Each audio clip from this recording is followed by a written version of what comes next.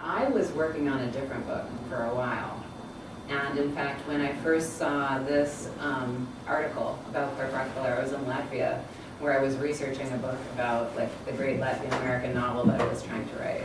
Yes, no, we don't really need one.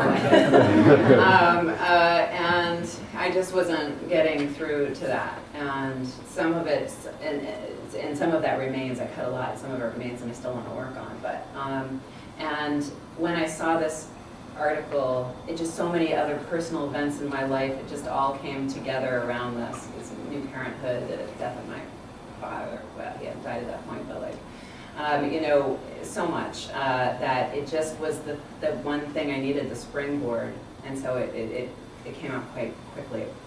And I went away. I had a couple of residencies, and then I took some time. There was a little cabin in Vermont that I did a fair amount of writing in, and I would go for just a long weekend and just write.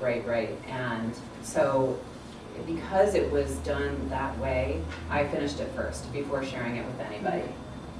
And I kind of think that's, for me, that works.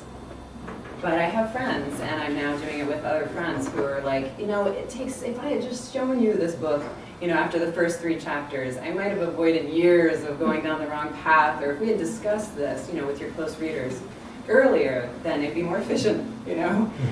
So I'm trying that now with others, and I would like to be able to do that. I think it depends on the project, right? If you're stuck, you know, and you really need it.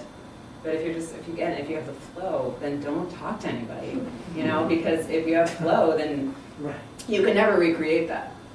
But if you don't, you know, I mean, so if you write something that's a mess, but you've written it in with inspiration, then you can go back and revise it, because you can do that at any point. But you can never recapture the inspiration or manufacture the inspiration.